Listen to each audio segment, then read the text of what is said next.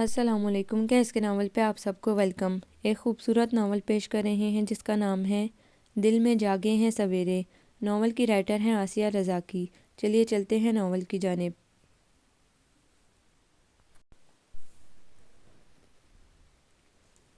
گھڑیوں کی اس بڑی دکان میں وہ بابر کے ہمراہ آئی تھی۔ بابر اندر اپنے ایک واقف کار سیلز مین سے گفتگو کر رہا تھا۔ وہ کاؤنٹر کے قریب کھڑی شوکیس کے اندر رکھی ہوئی قیمتی اور دیدہ زیب گھڑیوں کو دیکھنے لگی۔ دکان میں اور بھی کئی گاہک موجود تھے۔ ایک سیلز مین انہیں گھڑیاں نکال کر دکھا رہا تھا۔ بابر اپنے ساتھی کے ہمراہ آیا اور وہ آپس میں نیچی آواز میں گفتگو کرنے لگے۔ رباب نے پرس میں اپنی خوبصورت گھڑی نکال کر بابر کے ہاتھ میں دے دی۔ چند لمحوں میں اس کے عوض کچھ نوٹ بابر نے وصول کیے۔ نوٹ لیتے ہوئے اس کے چہرے پر اذیت کے آثار نمودار ہوئے۔ رباب کو خطرہ ہوا کہ کہیں وہ نوٹ ہی واپس نہ کر دے اور گھڑی واپس لے لے۔ کتنی دقت سے اس نے بابر کو گھڑی بیچنے پر آمادہ کیا تھا۔ بات یہ ایسی تھی ورنہ یہ گھڑی اسے بہت عزیز تھی، اور اگر بابر کا معاملہ نہ ہوتا تو وہ خواہ کتنی ہی تکلیف اٹھا لیتی، گھڑی فروخت کر کے اپنی محبت کی پہلی نشانی کو جدا کرنے کا خیال بھی دل میں لانا گناہ سمجھتی، کیونکہ اپنی تازہ تازہ بہار آفرین غنچہ نوشگفتہ جیسی اچھوتی محبت کے تحفے کی توہین بھی اسے کسی قیمت پر گوارا نہ تھی۔ مگر یہ تو بابر کے مستقبل کا معاملہ تھا، اور بابر کے روشن مستقبل کو وہ اپنی زندگی سے بڑھ کر عزیز جانتی تھی۔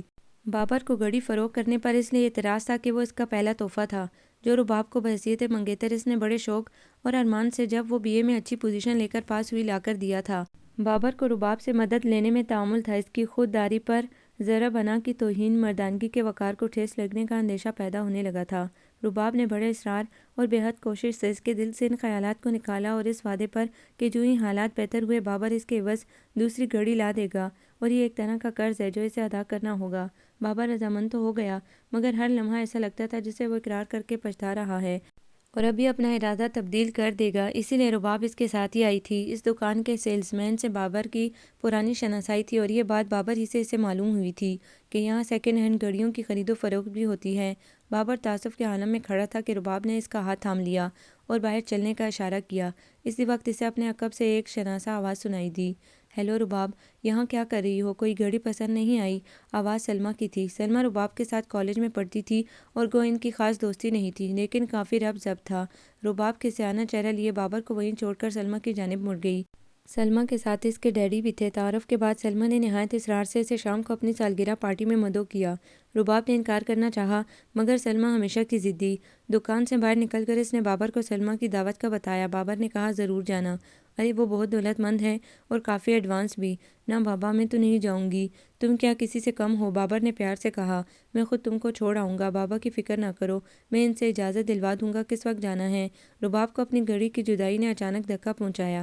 اس کی نظر بے اختیار اپنی کلائی کی طرف گئی، ننگی کلائی جہاں اب اس کے چمڑے کے فیتے کا نشان ہی باقی رہ گیا تھا۔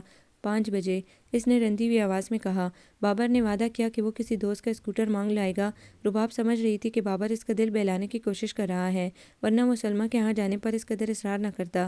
گھر پہنچ کر وہ رباب کے والد کے پاس دیر تک بیٹھا رہا۔ اپنے گھر جاتے ہوئے وہ اسے وقت پر تیار رہنے کی تاکید کرتا گیا۔ شام کو رباب کے تیار ہونے سے پہلے ہی وہ آ گیا اور شور مچانے لگا۔ رباب کے ہاتھ پیر پھول گئے۔ جلدی جلدی کنگا کرتے ہوئے وہ اسے 2 منٹ صبر سے بیٹھنے کی التجا کرنے لگی۔ جلد تیار کیوں نہ ہوئی؟ بابر کو سخت جھنجھلاہٹ تھی۔ 2 سے آدھے گھنٹے کے لیے اسکوٹر ملا تھا۔ سلمیٰ کا گھر یہاں سے 20 میل پر ہوگا، اور بیگم صاحبہ نے اتنی دیر یہیں لگا دی، مجھے وقت کا اندازہ نہیں ہوا، رباب نے شرمندگی سے کہا۔ بابر ایک دم چپ ہو کر باہر چلا گیا۔ سینڈل پہنے کمرے بند کرنے، دودھ والے سے دودھ لے لینے کی تاکید کرتے کرتے رباب کو 10 منٹ اور لگے۔ پھر اس نے اختر سے کہا، دیکھ میرا بھیا، بابر سے کہنا میں بالکل تیار ہوں۔ بابر نے اندر آتے ہوئے کہا، شکر ہے، چلو آ جاؤ۔ اسکوٹر پر بیٹھنے سے پہلے اچانک مڑ کر بابر نے رباب کا ہاتھ پکڑ لیا اور بڑی تیزی سے اسے گھڑی پہنا دی۔ رباب بھونچکا سی دیکھتی رہ گئی۔ یہ کیا؟ بس اور شرمندہ نہ کرو، بابر نے نرمی سے کہا۔ مجھ سے تمہارا ہاتھ دیکھا نہیں جاتا تھا، اور پھر سلمیٰ کی دعوت میں ننگا ہاتھ لے کر جاتے ہوئے تمہیں اچھا لگتا، مگر تمہارے کراچی کے خرچ، اس کی فکر نہ کرو، میں کسی سے قرض لے لوں گا۔ رباب کی آنکھیں ڈبڈبا گئیں۔ اس کے اصرار کو ٹھکرا کر دوست کا احسان لینا اسے منظور تھا۔ ربو، بات یہ ہے کہ، بابر نے شرمندہ لہجے میں کہا، تمہارا قرض بہت بھاری معلوم رہا تھا، اور دوستوں کا رباب نے شکوہ کیا۔ دوستوں سے لین دین تو چلتا ہی رہتا ہے، مگر اپنی ذات کے لیے میں خود اپنا احسان اٹھانا بھی پسند نہیں کرتا۔ کیا کروں؟ یہ چند گھنٹوں کی سزا بھی برداشت سے باہر تھی۔ رباب چپ رہی، مگر ملال نے اس کے چہرے کی ساری رونق ہی چھین لی۔ دل بیزار سا ہو گیا اور وہ سلمیٰ کے ہاں جانے کے بجائے واپس گھر آ گئی۔ بابر بڑی دیر تک سڑک پر اس کا انتظار کرتا رہا، خاموشی سے اسکوٹر پر بیٹھا رہا۔ پھر دوست سے کیا ہوا آدھے گھنٹے کا وعدہ یاد آ گیا اور وہ بغیر کسی سے کچھ کہے واپس چلا گیا۔ 2 دن بعد وہ چچا سے ملنے آیا تو اختر نے آ کر کہا، چھوٹی آپا پوچھ رہی ہیں آپ کراچی کب جائیں گے؟ کراچی نہیں جائیں گے، ارادہ بدل دیا ہے۔ پھر نوکری کیسے ملے گی؟ کراچی میں نوکریاں درختوں پر تو نہیں لگتی نا، اس نے چڑھ کر کہا، ملنا ہوگی تو یہی مل جائے گی۔ وہ چلنے لگا تو رباب نے ایک دم سامنے آ کر کہا، کراچی کا ارادہ کیوں بدل دیا؟ کوئی فائدہ نہیں تھا؟ سنا انٹرویو سے پہلے ہی وہ جگہ کسی سفارشی کو دے دی جاتی ہے۔ انٹرویو تو محض کارروائی ہوتی ہے دکھاوے کے لیے۔ ہو سکتا ہے یہ بات غلط ہو یا اس کمپنی میں ایسا نہ ہوتا ہو، سب جگہ یہی ہوتا ہے۔ بغیر کوشش کے تو کسی کو خدا بھی نہیں ملتا۔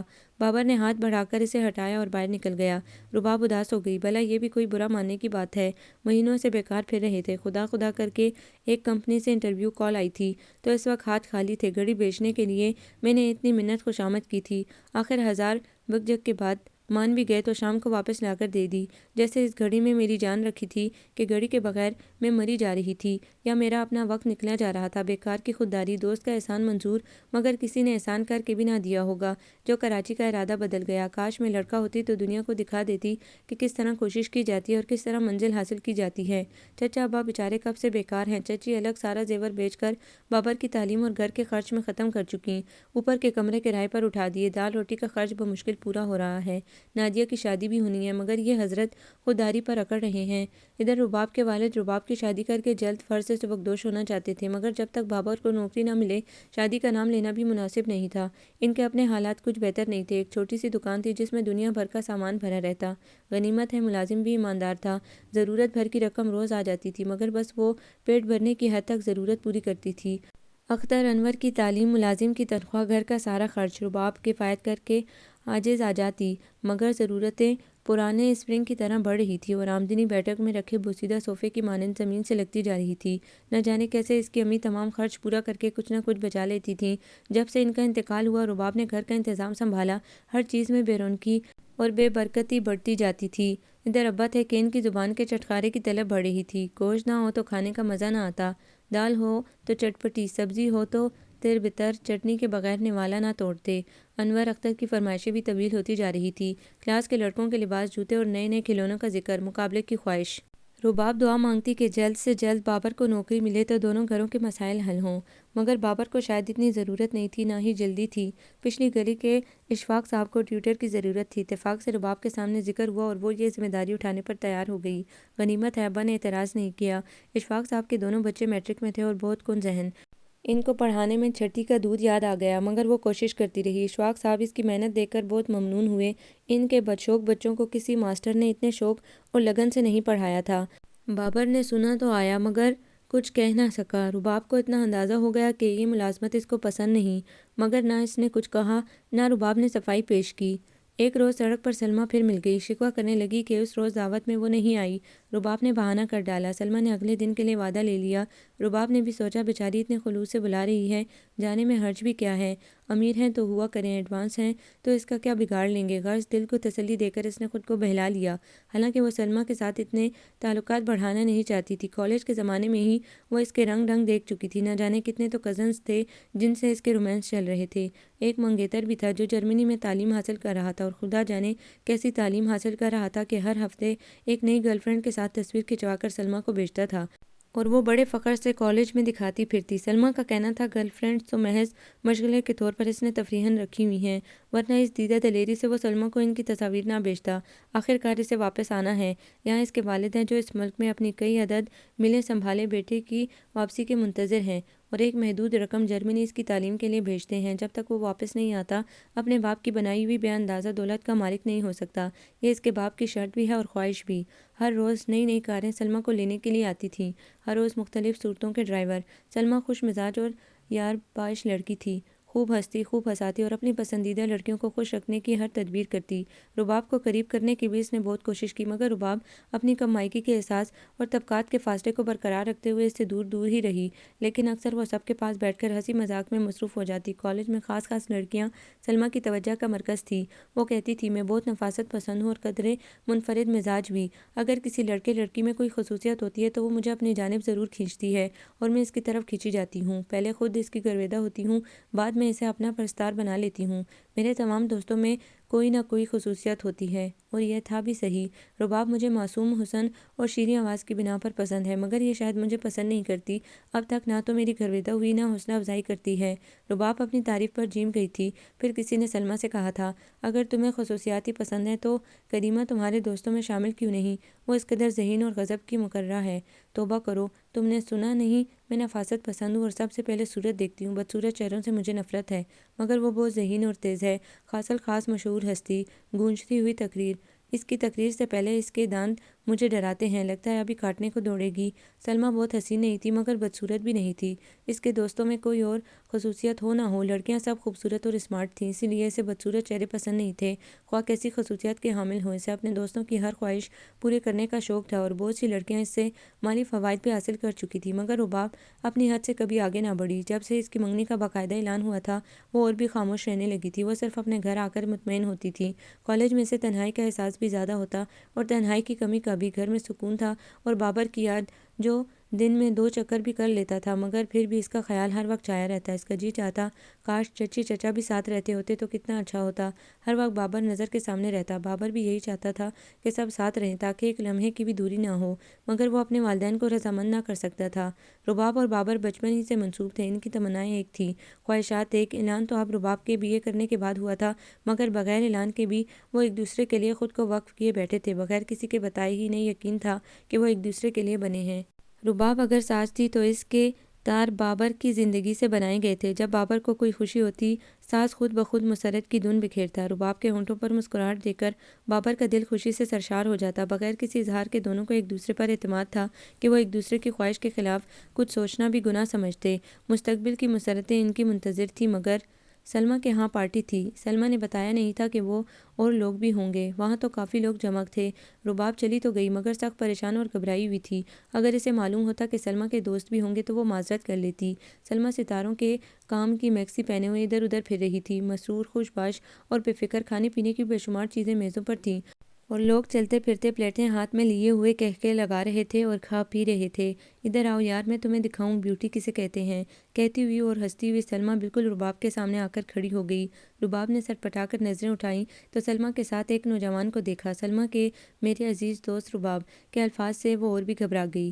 رباب، یہ سلمان شیخ ہیں، بہت اچھا وائلن بجاتے ہیں، بے حد خوبصورت تصویریں بناتے ہیں، ایک حسین چہرے کی تلاش میں ہیں جس کو ماڈل بنا سکیں۔ ایک بات بتانا بھول گئی، یہ دل کے بہت اچھے ہیں اور اپنی ممی سے ڈرتے ہیں۔ سلمان نے اپنی دلکش مسکراہٹ سے رباب کو نوازا۔ وہ گھبرا کر کھڑی ہو گئی اور سلمیٰ کو دیکھنے لگی۔ سلمان، کدھر کھو گئے؟ یہ رباب ہے، میری سہیلی، بس اب میں چلی۔ سلمان نے اپنی سیر زدہ آنکھوں سے رباب کو دیکھا۔ آپ کا نام بھی آپ کی طرح خوبصورت ہے۔ رباب نے مڑ کر دیکھا، سلمیٰ دور کھڑی کسی سے باتیں کر رہی تھی۔ سلمیٰ کی بکواس کا یقین نہ کریں، وہ اول درجے کی جھوٹی ہے۔ میں تو ایک عام سا انسان ہوں، نہ تصویر بناتا ہوں نہ وائلن بجاتا ہوں، البتہ ممی سے ڈرتا ہوں، ایک اچھے بچے کی طرح۔ رباب کو ہنسی آ گئی۔ سلمان بھی مسکرایا۔ میری ممی واقعی سخت گیر ہیں، اگر وہ مجھے اس مجمع میں سلمیٰ کی بےہودگی کے ساتھ دیکھ لیں تو سر پیٹ لیں اور مجھے سزا کے طور پر کئی دن کمرے میں بند رکھیں۔ انہیں اولاد کا بے راہ ہونا سخت ناپسند ہے، اور اس قسم کی پارٹیوں سے بچانا وہ اپنا فرض سمجھتی ہیں۔ میں تو قوالی کا بہانہ کر کے آیا ہوں۔ رباب نے بے یقینی سے سلمان کی طرف دیکھا۔ واقعی میرے ایک دوست کے ہاں قوالی کی محفل ہے، اس نے باقاعدہ کارڈ بھیجا ہے، میں ادھر ہی جاتا، مگر سلمیٰ نے، یہ سلمیٰ واقعی مجھے خراب کر کے چھوڑے گی۔ رباب کی جھجک بہت جلد کم ہو گئی۔ سلمان کی سادہ اور پرخلوص طبیعت اور دلچسپ باتیں، وقت کا اندازہ ہی نہیں ہوا جب وہ سلمیٰ کی گاڑی میں بیٹھی۔ سلمان نے اندر کھڑکی میں منہ ڈال کر سرگوشی میں کہا، میں بہت سی لڑکیوں سے ملا ہوں، مگر جو متانت اور شیرینی آپ کے حسن میں ہے وہ میں نے کہیں نہیں دیکھی، سچ۔ گھر آ کر بھی دیر تک رباب کے کانوں میں سلمان کی آواز گونجتی رہی۔ رات کو بابر ان کے گھر آیا۔ شام کو کہاں گئی تھی؟ میں آیا تھا، رباب نے بات ٹال دی۔ مجھے پنڈی جانا ہے، بابر نے بتایا۔ رباب چوکنا ہو گئی۔ شاید یہ سروس مل ہی جائے، وہ تھکے ہوئے لہجے میں کہہ رہا تھا۔ ربو میں سوچتا ہوں اتنے دن تم سے الگ کیسے رہوں گا۔ رباب کا سر جھک گیا۔ ہاں، روزانہ جب تک 1-2 چکر ان کے گھر کے نہ کر لے اور رباب سے مل نہ لے بابر کو قرار نہ آتا تھا۔ یہی کیفیت رباب کی تھی، مگر سروس تو ملے، مجھ سے کہیں جایا نہ جائے گا، اس نے فیصلہ کن لہجے میں کہا۔ رباب کو بابر کی اس بات سے سخت کوفت ہوئی، مگر وہ اس کے جذباتی ارادے میں کوئی خلل نہ ڈال سکی۔ گھر کے حالات، نت نئے مسائل، سفید پوشی کا بھرم، سب کچھ اس نے بابر سے کہہ دیا۔ میرے جانے سے تم کو خوشی ہوگی؟ اس نے سوال کیا۔ رباب کے کچھ کہنے سے پہلے ہی اس نے جلدی سے کہا، نہیں، باقی سب فکریں بات کی ہیں، تم یہ بتاؤ میں دور چلا جاؤں گا تو تم کو کیا حاصل ہوگا؟ نادیہ کی شادی، ابا اماں کا اطمینان، خوشحالی، یہ سب تو بعد میں ہوگا، سب سے پہلے تو مجھے یہاں سے جانا ہوگا نا، اور تم کو جلدی ہے کہ میں چلا ہی جاؤں تم سے دور؟ ربو، تم برداشت کر سکتی ہو، میں نہیں، مجھ سے کہیں نہیں جایا جائے گا بس۔ رباب ہونٹ کاٹتی رہی۔ بابر کو سمجھانے کے لیے محبت کے واسطے مستقبل کے خواب اور مسرور و مطمئن زندگی کی امید کے چراغ دکھانا لاحاصل تھا۔ بابر کو جدائی گوارا نہ تھی اور اس کا فیصلہ تھا کہ یہیں کوئی جگہ مل جائے تو کم تنخواہ پر بھی کام کر سکتا ہے۔ رباب کو خیال آیا کہ اگر سلمیٰ سے کہا جائے تو شاید وہ اپنے والد سے کہہ کر کسی ملازمت کا بندوبست کر سکے۔ وہ سلمیٰ کے ہاں گئی۔ اس کے والد بھی تھے، وہ اس وقت سخت غصے میں تھے۔ ان کی عادت تھی کہ اچانک غضبناک ہو کر گالی گلوچ پر آ جاتے تھے۔ یہ بات سلمیٰ نے کبھی چھپائی نہیں تھی۔ اس وقت وہ سلمیٰ کی فضول خرچی اور آئے دن کے ہنگامے والی پارٹیوں کے خلاف زہر اگل رہے تھے۔ سلمیٰ منہ بنائے بیٹھی تھی۔ رباب کو پچھتاوا ہو رہا تھا کہ وہ اس وقت کیوں آئی۔ سلمیٰ کے والد رباب کی موجودگی کی پرواہ کیے بغیر گالیاں دے رہے تھے۔ کچھ دیر بعد وہ جانے کے لیے اٹھی تو سلمیٰ گیٹ تک ساتھ آئی اور رباب کی معذرت پر اس نے ہنس کر کہا، ارے تم فکر نہ کرو، ڈیڈی اکثر اپنے نقصان کا ذمہ دار مجھے ٹھہراتے ہیں، ان کی عادت ہے۔ اصل میں اگلی کسی پارٹی کی تیاری کے سلسلے میں ڈیڈی کی ڈانٹ سننی ضروری ہوتی ہے۔ رباب نے موقع غنیمت جان کر اپنی پریشانی کا اظہار کیا۔ سلمیٰ کچھ سوچنے لگی۔ اصل بات یہ ہے کہ ڈیڈی مجھے بیوقوف کہتے ہی نہیں، سمجھتے بھی ہیں۔ ان کا خیال ہے کہ مجھ سے ملنے والے لوگ بھی یا تو کریک ہوتے ہیں یا فائدہ حاصل کرنے کے لالچ میں گرفتار۔ اس لیے میں ان سے تمہارا ذکر نہیں کروں گی، بلکہ ایسا اچھا کرو تم پرسوں میرے گھر آ جاؤ، میں چند دوستوں کو بلوا رہی ہوں، بس ایسے ہی ہلا گلا ہوگا۔ اس دن میں سلمان سے ذکر کروں گی، وہ یقیناً تمہارا کام کر دے گا۔ تم سے متاثر بھی ہوا تھا۔ ویسے سروس کی ضرورت کسے ہے؟ میرے کزن کو، وہ ہچکچا کر بولی۔ اس دن دکان پر وہ اسمارٹ سا لڑکا تمہارا کزن تھا نا، اسی کو چاہیے۔ ہاں، وہ خیر سے آپ کے عشق میں مبتلا ہے نا؟ ارے شرما کیوں رہی ہو؟ یہ بات تم نے پہلے ہی بتا دی ہوتی۔ شادی کب ہو رہی ہے؟ بس ان کی سروس کے بعد، اور تو بس تم شادی کی تیاری کرو اور پرسوں میرے گھر آ جانا۔ رباب رخصت ہو کر گھر آئی تو بابر کو موجود پایا۔ اس نے اپنی کوشش کا ذکر کیا، سلمان کا ذکر کیے بغیر بابر کو یقین دلایا کہ سلمیٰ ضرور کچھ کرے گی۔ بابر کو اطمینان ہو گیا۔ اس نے پنڈی کی سروس کا ارادہ بالکل ہی ترک کر دیا۔ سلمان نے عذرائے تکلف چند دوستوں کے ہلا گلا کا ذکر کیا تھا، وہاں تو بے شمار لوگ تھے۔ سلمیٰ نے سب سے رباب کا تعارف کروایا۔ سلمان دور سیمنٹ کی بینچ پر بیٹھا کوکا کولا پی رہا تھا اور رباب کا جی چاہتا تھا سلمیٰ اسے لے کر خود سلمان کی طرف جائے اور اس کی سفارش کر دے، مگر سلمیٰ تو جیسے بھول ہی گئی تھی۔ ہر طرف کہکھے تھے۔ رباب تنہا بیٹھی پشیمان ہو رہی تھی۔ وہاں ایک سے بڑھ کر ایک حسینہ موجود تھی، نت نئے فیشنیبل لباس، کٹے ہوئے بال، میک اپ کے لوازمات سے مزین چہرے، تنگ کپڑوں میں سڈول جسموں کے نمایاں خطوط، بغیر آستین کے مختصر ترین بلاؤز، بانکی ادائیں، سریلے کہکے، باتیں نوجوانوں کی ٹولیاں حسیناؤں کے گرد گھیرا تنگ کر رہی تھیں۔ رباب اپنی جگہ سمٹ سی گئی۔ چند نوجوان اس کے سامنے کھڑے اسے دوسری طرف چلنے کے لیے آمادہ کر رہے تھے۔ وہ خوشامد کر رہے تھے کہ وہ ان کی محفل میں شریک ہو کر انہیں عزت بخشے۔ رباب کے ماتھے پر پسینے کی بوندیں نمودار ہو رہی تھی۔ وہ سراسیمہ ہو کر پیچھے ہٹ رہی تھی۔ نہیں نہیں، میں یہی ٹھیک ہوں۔ ایک صاحب نے بے تکلفی کا مظاہرہ کرتے ہوئے اس کا ہاتھ پکڑ لیا اور کھینچنے لگے۔ رباب رو دینے کو تھی۔ اجنبیوں کی بے تکلف محفل میں اس نے آ کر جو غلطی کی تھی، اس کے انجام پر وہ کانپنے لگی۔ تبھی اچانک اس نے ایک نرم اور شناسا آواز سنی، ہیلو، آپ یہاں بور تو نہیں ہو رہی؟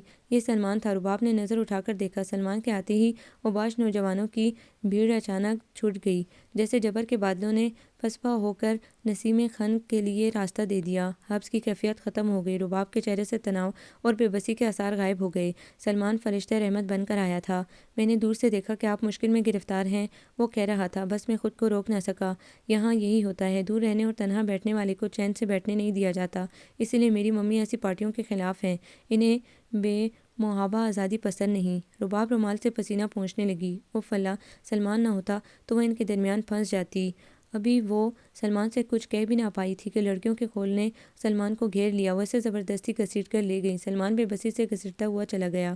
کوٹھی کے سرسبز لان میں میوزک کا پروگرام شروع ہو گیا تھا۔ سلمان وائلن بجا رہا تھا، ایک لڑکی گا رہی تھی اور کئی لڑکے ڈانس کر رہے تھے۔ سچ مچ ہلا گلا شروع ہو گیا۔ شور سے رباب کو گھبراہٹ ہونے لگی۔ یہ بے فکر زندگی، یہ خوشیوں کا اظہار، یہ دولت مندوں کی معمولی پارٹی تھی جہاں کھانے پینے کی اتنی قسمیں تھی کہ اگر ان کے خرچ کا حساب لگایا جائے تو ہزاروں تک پہنچے۔ رباب ایک چھوٹی سی نوکری کی امید میں اس نگار خانے خانے میں آ پھنسی تھی۔ بھلا یہ سرمایہ دار لوگ اس کی اس مجبوری کو کیا اہمیت دیتے؟ اس کا گلا رن گیا مگر وہ رو نہ سکی، صرف سب کو شور مچاتے ناچتے گاتے دیکھتی رہی۔ یہ ہلا گلا کم ہونے والا نہ تھا۔ سلمیٰ غائب تھی اور رباب کو گھر جانے کے لیے دیر ہونے کا خطرہ تھا۔ وہ چپکے سے لان سے نکل کر گیٹ کی سڑک پر آ گئی۔ گیٹ کے باہر بہت سی کاریں کھڑی تھیں، ان کی آڑ لیتے ہوئے وہ سیدھی بڑھتی رہی۔ اچانک پیچھے سے کسی نے کہا، آئیے میں آپ کو ڈراپ کر دوں۔ رباب سہم گئی مگر ڈر کی کوئی بات نہ تھی۔ سلمان اس کے پیچھے پیچھے آیا تھا۔ میں نے دیکھا آپ چپکے سے اٹھ کر چل دیں، اسی لیے میں بھی آ گیا۔ اس وقت آپ کو کوئی سواری یہاں نہیں ملے گی۔ مگر آپ تو وہاں وائلن بجا رہے تھے۔ رباب ہکلا کر رہ گئی۔ وہ بے فکروں کی محفل ہے، مجھے بھی کبھی کبھی مجبوراً اس میں شرکت کرنی پڑتی ہے۔ سلمان صفائی پیش کرنے لگا، مگر میں آزادی کے اس سمندر میں غوطے لگانا اچھا نہیں سمجھتا۔ بعض اوقات اچھا تیراک بھی لہروں کی تاب نہ لا کر ڈوب جاتا ہے۔ چلیے میں آپ کو چھوڑ دوں گا، آپ کو تکلیف ہوگی۔ وہ ہچکچا رہی تھی۔ نہیں، میں بھی اب جا ہی رہا ہوں۔ ممی سے 1 گھنٹے کی اجازت ملی تھی۔ عشاء کی نماز کے بہانے گھر سے نکلا تھا، اگر دیر ہوئی تو ممی کو شبہ ہو جائے گا اور وہ پابندی لگا دیں گی۔ سلمان نے اپنی کار کا دروازہ کھولا۔ رباب کے لیے انکار کی گنجائش نہیں تھی۔ راستے میں وہ سوچتی رہی کس طرح بابر کے لیے ذکر کرے، اپنی مجبوری کا کن الفاظ میں اظہار کرے۔ اسے سوچ میں ڈوبا دیکھ کر سلمان نے آہستگی سے پوچھا، آپ کو کوئی پریشانی ہے؟ مجھے نہیں بتائیں گی؟ میں بڑی دیر سے یہ محسوس کر رہا ہوں کہ آپ کچھ کہنا چاہتی ہیں۔ وہاں تو ماحول سازگار نہیں تھا، لیکن یہاں تو میرے خیال میں… سلمان چپ ہو گیا اور رباب کے جواب کا انتظار کرنے لگا۔ رباب کو قدرے آسانی ہوئی، مگر وہ ہچکچا رہی تھی۔ سلمان کی مزید حوصلہ افزائی پر اس نے دبی زبان سے بابر اور اپنی پریشانی کا ذکر کیا۔ کمال ہے، اتنی چھوٹی سی بات کے لیے آپ اس قدر پریشان ہیں۔ اگر آپ پہلی ملاقات میں بھی ذکر کر دیتی تو میں اب تک کچھ نہ کچھ انتظام کر دیتا۔ خیر اب بھی وقت ہے۔ اتفاق سے ہمیں اپنے دفتر کے لیے ایک ایماندار محنتی نگراں کی ضرورت ہے۔ میں کراچی کے مینیجر کو خط لکھ دیتا ہوں، اسے دیکھتے ہی وہ سب طے کر لیں گے، اور یہ رہا میرا کارڈ۔ سلمان نے کار روک کر ڈیش بورڈ سے ایک کاغذ نکالا، جلدی جلدی کچھ لکھ کر رباب کے ہاتھ میں دیا۔ کارڈ جیب سے نکال کر اس کی گود میں ڈال دیا۔ رباب اس سے یہ بھی نہ کہہ سکی کہ کراچی میں ملازمت درکار نہیں۔ یہ بھی کیا کم تھا کہ اس نے کسی خاص تعلق یا واقفیت کے بغیر ہی جگہ دینے کا وعدہ کر لیا تھا۔ نہ صرف یہ بلکہ اس نے کہا کہ جب بھی رباب کو کسی چیز کی ضرورت ہو یا کوئی فکر لاحق ہو، وہ سلمان سے بلا تکلف کہہ دے۔ اسے اس کی خواہش پوری کر کے بہت خوشی ہوگی، کیونکہ اس کی ممی کی خاص نصیحت تھی، اور تربیت کا ایک پہلو یہ بھی ملحوظ رکھا تھا کہ ان کی اولاد اپنی اولاد اور حشمت پر غرور نہ کرے اور ضرورت مند اور مستحق لوگوں کی مدد کرے، اور سلمان اس معاملے میں اپنی ممی کی تعمیل کر کے بہت ذہنی سکون پاتا تھا۔ رباب نے چوک پر ہی گاڑی رکوا دی۔ وہ گاڑی میں گلی کے اندر جانا نہیں چاہتی تھی۔ رباب کے اترتے ہی وہ بڑی تیزی سے کار گھما کر لے گیا۔ رباب کو ہنسی آ گئی۔ اس نے رباب کو اندر جاتے یا گھر میں داخل ہوتے دیکھنے کی بالکل کوشش نہیں کی۔ وہی ہوا جس کا خطرہ تھا۔ بابر نے کراچی جانے سے انکار کر دیا۔ تم ان سے کہتی کہ مجھے یہی کوئی کام دلوا دیں۔ رباب خاموش رہی، کئی دن خاموش رہی۔ بابر روز آتا تھا، چچا کے پاس بیٹھ کر روز کی تگ و دو کی رپورٹ دیتا۔ رباب کی بڑی بہن سیماب اپنی سسرال میں رہتی تھی اور بڑے کنبے کی ذمہ داریوں کے باعث کئی کئی سال میکے نہیں آ سکتی تھی۔ اب جو اس کا خط آیا، اس میں اس نے بابا کو لکھا کہ چچا سے تقاضا کریں کہ اگر جلد سے جلد بابر کہیں برسر روزگار نہ ہوا تو ہم رباب کی شادی دوسری جگہ کر دیں گے۔ ممکن ہے بابا نے سیماب کو اپنی پریشانی کے متعلق کچھ لکھا ہو۔ رباب کو سیماب کی ذہنی حالت پر افسوس ہوا۔ دور بیٹھی حالات کے بہاؤ سے بے خبر وہ اپنی جلد بازی اور لا علمی کا کتنا بھونڈا مظاہرہ کر بیٹھی۔ بابر سے دبی زبان میں کہا، تم کراچی چلے ہی جاؤ، جگہ اچھی ہے، تنخواہ بھی زیادہ ہے۔ مگر بابر نے کوئی دھیان نہ دیا۔ وہ بہت دن سوچتی رہی کس طرح بابر کو ہموار کرے۔ اسی اثنا میں سیماب کا دوسرا خط بھی آ گیا۔ بابا آپ چچا ابا سے صاف کہہ دیں، یا تو وہ فوراً شادی کی رضامندی دیں، ورنہ ہم رباب کے سلسلے میں بری ذمہ ہوں گے۔ اس کے لیے بڑے رشتے آ رہے ہیں، اور اگر کوئی رشتہ بابر سے بہتر ملا تو ہم اقرار کر لیں گے۔ پھر کوئی الزام نہ دے، کب تک لڑکی بٹھا سکیں گے؟ زمانہ خراب ہے اور منگنی کو بھی 4 سال ہو گئے ہیں۔ 2 سال ہوئے، بابر بھی تعلیم سے فارغ ہو چکا۔ اب روزگار کا کب تک انتظار کریں؟ بابا میں اس لیے اتنا زور دے رہی ہوں کہ میرا ایک رشتے کا دیور ہے، انجینئر ہے اور بہت اچھے اخلاق کا۔ یہاں سب کی رائے رباب کے لیے ہو رہی ہے۔ میں نے انہیں بتلا دیا ہے کہ پہلے میں بابا کا اندیہ معلوم کر لوں۔ آپ کے داماد بھی اس رشتے کو بہتر سمجھتے ہیں۔ بابر کے مستقبل کا بھی کچھ پتہ نہیں، بہت ہوا تو کہیں کلرک ہو جائے گا۔ ترقی کے لیے ایک عمر چاہیے۔ یہ لڑکا جاوید نہایت ہونہار اور محنتی ہے۔ میری خواہش ہے کہ آپ اس سنجیدگی سے سوچیں اور چچا ابا سے صاف بات کریں۔ رباب کو امید تھی کہ بابا اس خط کو ٹال جائیں گے، مگر انہوں نے سنجیدگی سے سوچنا شروع کر دیا تھا، اور وہ شام کو بابر کے گھر بھی گئے۔ وہاں کیا بات چیت ہوئی اس کا پتہ نہیں چل سکا، البتہ رات کو بابر بوکھلایا ہوا آیا تو وہ بابر سے باتوں باتوں میں کہنے لگی، سب اپنی بہتری کے لیے سوچتے ہیں، اگر میں نے اس طرح سوچنے کی جسارت کی تو کیا ستم ہو گیا۔ تمہارے ماں باپ بھی اپنے ہی متعلق سوچتے ہیں، پہلے تمہاری نوکری، پھر نادیہ کی شادی، پھر بس۔ مگر میری بیٹی کا کیا قصور کہ وہ تمہارے نام پر ہی بیٹھی ہے؟ مگر یہ آپ لوگوں کا ہی فیصلہ تھا بابا، بابر عاجزی سے کہہ رہا تھا۔ آپ نے کیوں ایسا کیا تھا؟ پہلے مجھے امید کی کرن دکھائی، پھر چھین لی۔ ایسا تو سچ ہے، ہمیں بھی کرنوں کی چکا چوند نے دوسری طرف سوچنے پر مجبور کر دیا، اور جہاں تک نسبت کا معاملہ ہے اس میں بھی تمہارے والدین کی خواہش کو دخل تھا۔ انہوں نے مجھے مجبور کیا کہ اعلان کر دیا جائے۔ میں وقت سے پہلے اس اعلان کے حق میں نہ تھا۔ خیر وہ تو جو ہوا سو ہوا۔ اب تم اگر اپنے ماں باپ کے فیصلے کو تبدیل کر سکتے ہو تو وقت گزرا نہیں۔ مجھے بہرحال تم سے زیادہ دوسرا عزیز نہیں ہو سکتا۔ گھر سے جاتے وقت وہ رباب کے پاس آ گیا۔ لاؤ کہاں ہے وہ خط اور کارڈ؟ اس نے دھیمی آواز میں کہا۔ بابر کراچی چلا گیا، اسے ملازمت مل گئی تھی۔ کراچی سے اس نے رباب کو خط لکھا، نہایت بے قراری اور بے تابی کے بیان سے پر، مگر حالات نے اسے اس ملازمت پر قائم رہنے پر مجبور کیا تھا۔ رباب ایک روز سلمیٰ کے گھر جا کر اس کو بتا آئی اور سلمان سے شکریہ ادا کرنے کی تاکید کی۔ سلمیٰ نے کہا تم خود شکریہ ادا کرو۔ رباب نے انکار کر دیا، وہ سلمان سے زیادہ ربط نہیں بڑھانا چاہتی تھی۔ یوں بھی بابر کی غیر موجودگی میں اس کا کہیں جانے کو جی نہ چاہتا تھا۔ چونکہ سلمیٰ ذریعہ تھی اس کوشش کا، اسی لیے اس نے سلمیٰ سے شکریہ ادا کرنے کا کہہ دیا۔ ایک روز وہ اشفاق صاحب کے گھر سے واپس آ رہی تھی کہ اس کو یوں ہی شبہ سا ہوا کہ اس نے بازار میں کہیں سلمان کی جھلک دیکھی ہے۔ وہ بھی اس کی جانب دیکھ رہا تھا، مگر جب رباب نے بغور دیکھا تو وہ کہیں نظر نہیں آیا۔ اگلے دن پھر وہی اتفاق ہوا اور رباب کو الجھن سی ہونے لگی، مگر تیسرے دن وہ نظر آ گیا۔ ایک دکان کے سامنے اس کی کار کھڑی تھی اور وہ اندر بیٹھا تھا۔ حالانکہ ادھر گزرگاہ عام نہیں تھی، مگر سڑک برائے مرمت بند تھی اور رباب کو گھوم کر اس راستے گھر آنا پڑا تو سلمان پر نظر پڑی۔ اگر کار عین اسی راستے میں نہ ہوتی تو شاید وہ نظر انداز کر کے آگے بڑھ جاتی۔ اسے قریب آتا دیکھ کر وہ باہر آ گیا۔ اس کے ہونٹوں پر جھیمی ہوئی مسکراہٹ تھی۔ ہیلو، آداب عرض۔ آداب، آپ یہاں؟ رباب کو الجھن بھی ہوئی اور گھبراہٹ بھی۔ میں روز ادھر آتا ہوں اسی وقت۔ اچھا، کس لیے؟ کیا کوئی میرا مطلب ہے کسی محفل میلاد یا عبادت وغیرہ کا بہانہ؟ نہیں، بہانہ نہیں، حقیقت میں مطلب یہ ہے کہ سچے دل سے ایک طرح کی عبادت ہی سمجھ لیں۔ وہ ہنسا۔ میں سمجھی نہیں۔ رباب نے اضطراب میں نظریں گھمائی۔ اسے اس طرح لبِ سر کے اس سے گفتگو کرتے ہوئے اچھا نہیں لگا۔ اچھا، خدا حافظ، آپ کو شاید دیر ہو رہی ہے، سلمان نے اندر بیٹھتے ہوئے کہا، اور رباب کو فوراً یاد آ گیا کہ بابر کی ملازمت کے سلسلے میں ابھی کیوں نہ شکریہ ادا کر دے۔ میں آپ کا کس طرح شکریہ ادا کروں؟ اگر آپ کو واقعی میرا شکریہ ادا کرنے کا شوق ہے تو مجھے باقاعدہ اپنے گھر بلا لیجئے۔ یہاں سڑک پر لوگوں کے مترس نگاہیں مجھے شرمندہ کر رہی ہیں۔ ویسے بھی یہ کچھ مناسب نہیں ہے کہ اتفاقاً نظر پڑنے پر شکریہ ادا کر دیا جائے جیسے ایک قرض ہو۔ رباب جھیم گئی اور جلدی سے بولی، نہیں، قرض ادا کرنے کا کیا سوال؟ آپ کا یہ احسان، واقعی آپ مجھے اپنے گھر میں نہیں بلانا چاہتی؟ اس نے ایک دم سنجیدہ ہو کر پوچھا۔ رباب گڑبڑا گئی۔ خدا جانے بابا کیا سوچیں، اور مگر زبان سے اس نے کہا، آئیے نہ، میں نے انکار کب کیا؟ بابا گھر پر تھے اور یہ اچھا ہی ہوا۔ رباب نے انہیں بتا دیا کہ سلمان کی فرم میں بابر کو جگہ ملی ہے اور یہ سلمان ہی تھا جس نے اس پر احسان کیا۔ رباب کے تعارف کرانے پر سلمان ہنسنے لگا۔ دیکھیے، میں تکلف پسند نہیں کرتا، نہ بناوٹ کی مجھے عادت ہے، اس نے بابا سے کہا۔ مجھے آپ کے کام آ کر واقعی بہت خوشی ہوئی ہے اور میں اسے احسان نہیں اپنا فرض ہی سمجھتا ہوں۔ اس دن وہ کچھ دیر بیٹھ کر چلا گیا، مگر اگلے دن پھر خود ہی آ گیا۔ آپ آج پچھلی گلی میں نہیں گئی؟ آتے اس نے پوچھا۔ رباب ہکا بکا اسے دیکھنے لگی۔ وہ آج پڑھانے نہیں جا سکی تھی۔ چچا ابا آئے تھے اور وہ بابر کا تازہ خط لائے تھے۔ بابر کراچی میں گھبرا رہا تھا، اس نے اپنی والدہ کو بلایا تھا اور وہ جانے والی تھی۔ رباب دوپہر بھر بے کل رہی، سوچتی رہی کہ کوئی ترکیب ایسی نکالے جو وہ بھی چچی کے ہمراہ جا سکے۔ اسی الجھن میں اشفاق صاحب کے گھر بھی نہیں گئی تھی، مگر سلمان کو کیسے خبر ہوئی؟ اس کے پوچھنے پر سلمان نے شرماتے ہوئے اقرار کیا کہ وہ تو ہر روز اس وقت صرف رباب کو آتے جاتے دیکھنے کے لیے گھنٹوں انتظار کرتا ہے، اور پہلے روز رباب کو جو شبہ ہوا تھا وہ شبہ نہ تھا۔ سلمان 2 ہفتے سے چوراہے پر آ کر چھپ کر بیٹھ جاتا۔ رباب اشفاق صاحب کے گھر جاتی اور بچوں کو پڑھا کر نکلتی اور اپنے گھر چلی جاتی۔ اس کے بعد سلمان بھی واپس چلا جاتا۔ آپ ایسا کیوں کرتے ہیں؟ رباب حیرانی اور خوف کے ملے جلے تاثر سے سلمان کو تکنے لگی۔ صرف آپ کو دیکھنے کے لیے؟ مجھے دیکھنے کے لیے؟ ہاں، مجھے جانا کیا ہو گیا ہے؟ سلمان سر میں انگلیاں چبو کر بے چینی سے بولا۔ صبح سے انتظار شروع کر دیتا ہوں کہ کب شام ہو اور میں آپ کے محلے کی طرف بھاگوں، جہاں آپ میری طرف دیکھے بغیر میری موجودگی سے بے خبر دوسری گلی میں چلی جاتی ہیں اور پھر واپس آتی ہیں اپنے گھر کی طرف۔ سلمان کا لہجہ مدھم تھا، جیسے وہ خواب میں بول رہا تھا۔ رباب سکتے کے عالم میں بیٹھی تھی۔ میں معافی چاہتا ہوں، میں نے آپ کو شاید تکلیف پہنچائی ہے، مگر میرا مقصد آپ کو دکھ دینا نہیں۔ خدا گواہ ہے، میں اس معاملے میں بالکل بے بس ہوں۔ اچھا، خدا حافظ۔ وہ تیزی سے باہر نکل گیا۔ رباب بڑی دیر گم سم بیٹھی رہی۔ یہ اتنا بڑا سرمایہ دار، خوبصورت، اسمارٹ، با اخلاق اور با اختیار، یہ صرف اسے دیکھنے کے لیے روز آتا ہے؟ کہیں یہ کوئی چال تو نہیں؟ ایک دولت مند بے فکر انسان کو رباب میں کیا نظر آیا؟ کیا ملازمت دینے کے بہانے احسان کر کے کوئی مقصد تو نہیں؟ تعیش پسند امیر زادوں کی نت نئی چالوں سے ہر کوئی آگاہ نہیں ہوتا، اور پھر مجھ جیسی سادہ لو۔ رباب کی عقل یہ ماننے کو تیار نہ تھی کہ سلمان نے اتنا بڑا کھڑاک محض اس پر اثر ڈالنے کے لیے پھیلایا تھا۔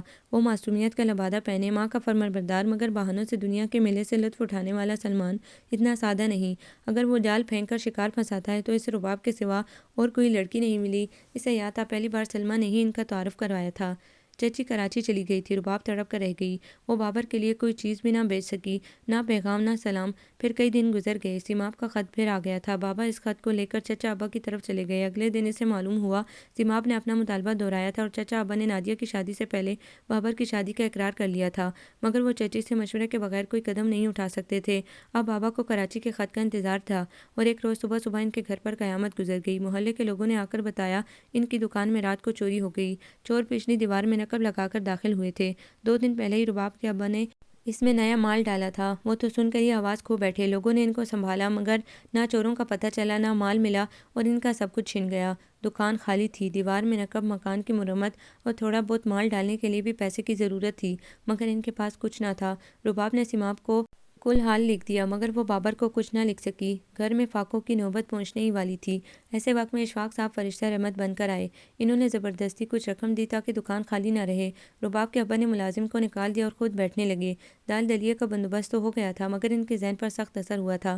غصہ، چڑچڑاپن، بد مزاجی اور ہر وقت چیختے رہتے۔ ذرا سی کوتاہی بھی ان سے برداشت نہ ہوتی۔ انور اختر بیچارے اکثر بلا خطا ہی سزا پاتے۔ بابر کا خط آیا تھا، اس نے دکان کی چوری پر افسوس کا اظہار کیا تھا اور مدد کی پیشکش۔ وہ خط پڑھ کر آگ بگولا ہو گئے۔ انہیں کسی ہمدردی کی ضرورت نہ تھی۔ چھوٹے بچے، جوان بیٹی کا بوجھ، اچانک انہوں نے رباب سے کہہ دیا، میں سیماب کو لکھ رہا ہوں، وہ باقاعدہ پیغام بھیجے، میں اب زیادہ دن بابر کا انتظار نہیں کر سکتا۔ رباب خوف زدہ سی بیٹھی رہی۔ غصے کے وقت ان کو جواب دینا بھی ان کے عتاب کو دعوت دینا تھا۔ کئی دن بعد پھر انہیں کسی بات پر غصہ آیا اور انہوں نے پھر اپنی بات دہرائی۔ رباب نے سامنے آ کر آہستہ سے کہا، نہیں، اور واپس چلی گئی۔ چچا ابا آئے تو کہنے لگے، حالات ایسے ہیں کہ ہم فوراً بابر کی شادی نہیں کر سکتے، ابھی نوکری ملی ہے، کچھ قرض ادا ہو جائے، کچھ چیزیں بن جائے، نادیہ کے متعلق بھی طے کرنا ہے، اور تم کو جلدی کیا ہے؟ میرا بیٹا تمہارا ہے، تمہاری بیٹی میری بیٹی ہے، ہمارا اپنا معاملہ ہے۔ بابا خاموش رہے۔ رباب نے شکر ادا کیا، دل سے ایک بوجھ اتر گیا تھا۔ بچپن سے اب تک وہ بابر کے قریب رہی تھی۔ وہ پہلے انہیں علم نہ تھا کہ ان کے مستقبل کو ایک دوسرے سے باندھ دیا گیا ہے، مگر وہ غیر شعوری طور پر بابر کو پسند کرتی تھی، ایک احترام کے جذبے سے، قربت کی پاکیزگی اور رشتہ داری کے واسطے سے، مگر بحیثیت ایک لڑکی وہ دل کے گوشوں میں ان دھڑکنوں کو خوابیدہ نہ کر سکی جو بابر کی صورت دیکھتے ہی، بابر کا نام آتے ہی ایک بے نام ساز کی طرح بج اٹھتی تھیں۔ بابر کا لگاؤ کسی سے چھپا نہ تھا، وہ سب کے سامنے رباب کی تعریف کرتا تھا اور شگفتگی کے اظہار کو برا نہ سمجھتا، کیونکہ اس کے دل میں چور نہ تھا۔ جب سے باقاعدہ اعلان نسبت کا ہوا تھا، یہ شیفتگی بڑھ گئی تھی اور بے تابی کا مظاہرہ بھی ہوتا رہا، گویا وہ جلد سے جلد رباب کی قربت کو قانونی شکل دینا چاہتا تھا، لیکن حالات ایسے تھے کہ نہ بابر کا زور چلا، نہ رباب کے کچھ بس میں تھا۔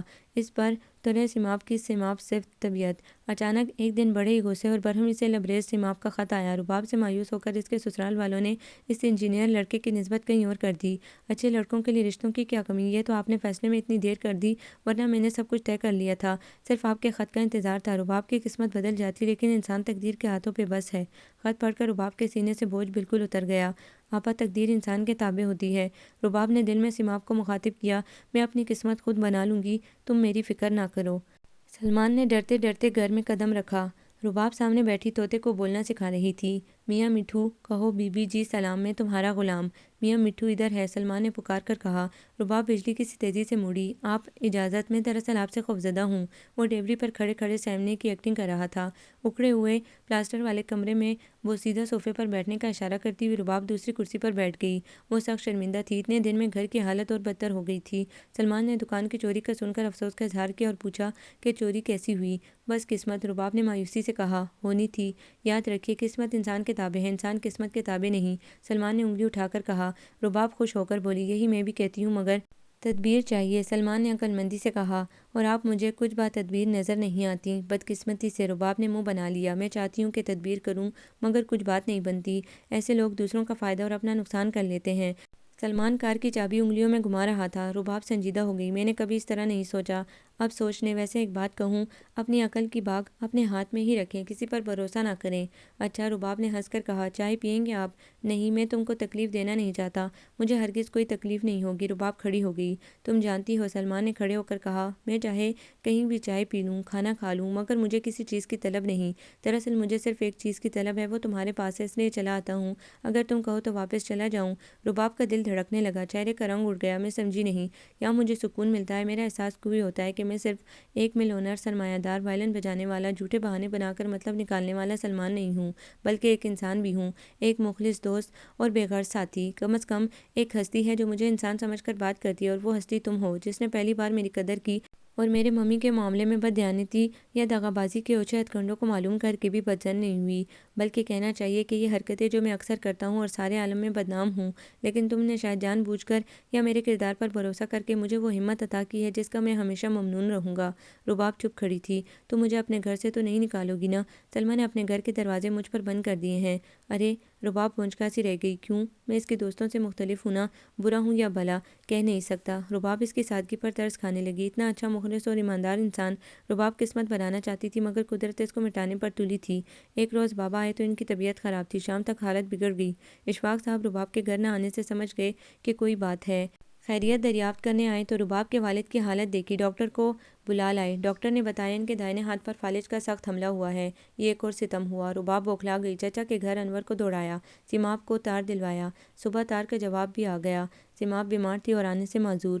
آج کل میں بچہ ہونے والا تھا۔ بابر دور تھا مگر اسے خبر ہو گئی۔ ہمدردی کا تار اور خط آیا۔ کاش وہ خود آ گیا ہوتا۔ اشفاق صاحب کی ہمدردی نے ایک بار پھر سب کو ممنون احسان کر ڈالا۔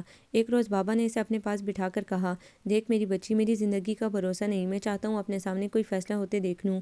مجھے بھائی جان کی ٹال مٹول سے شبہ ہو رہا ہے کہ وہ ہمیں بابر کے قابل نہیں سمجھتے۔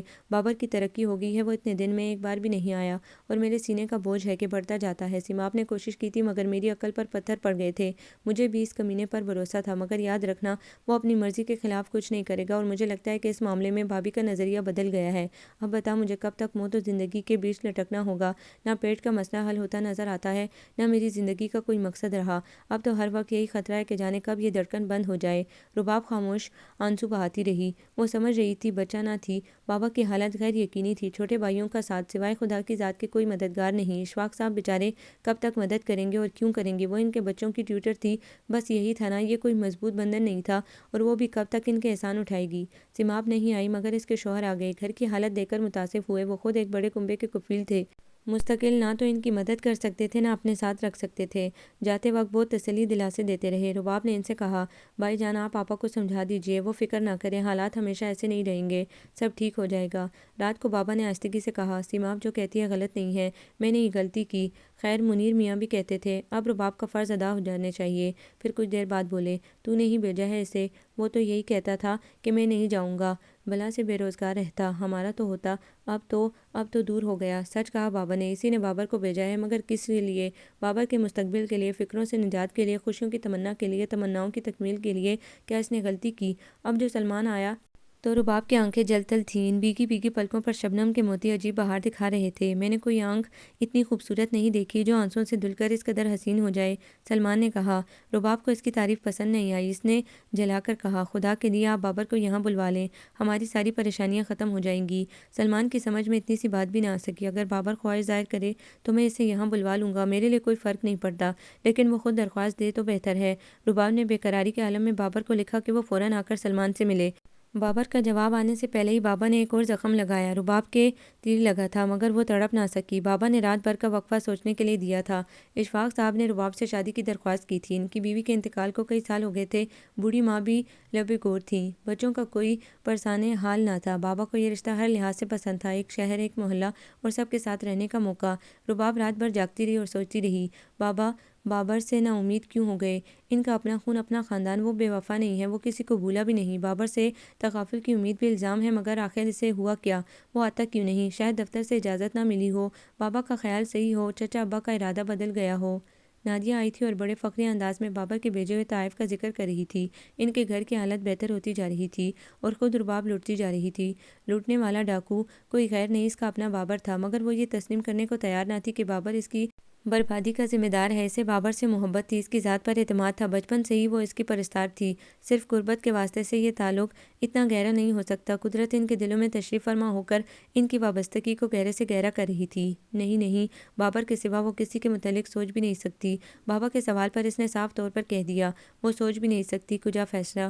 بابا نے سمجھایا، کسی پر بھروسہ نہیں کرنا چاہیے، ہر انسان کے دو رنگ ہوتے ہیں، ظاہر اور باطن۔ بابر سے مجھے امید نہیں، وہ بھروسے کے لائق نہیں، مجھے بھروسہ ہے خدا کی ذات ذات پر بھروسہ ہے، وہ میرے لیے بہتری کی راہ نکالے گا۔ رباب: دیکھ، ضد نہ کر بیٹی، وقت کسی کا انتظار نہیں کرتا۔ مجھے اپنی عقل پر بھی بھروسہ ہے بابا، اور وقت کے لمحے ابھی میری گرفت میں ہیں۔ اتنا غرور نہیں کرنا چاہیے، غرور کرنے والے منہ کے بل گرتے ہیں۔ سوچ لے اچھی طرح۔ رباب کو سوچنے کی فرصت نہ تھی، وہ خود اپنی قسمت بنانے کے لیے تیار ہو رہی تھی۔ آج پھر سلمیٰ یاد آئی۔ وہ بھاگی بھاگی اس کے پاس پہنچی۔ سلمیٰ گھر پر نہیں تھی، اس کے ڈیڈی غصے میں بھرے بیٹھے تھے، بے نقط سناتے رہے، آخر میں بولے، تم مجھے نیک لڑکی نظر آ رہی ہو؟ اس نالائق سے کیسے دوستی کر بیٹھی؟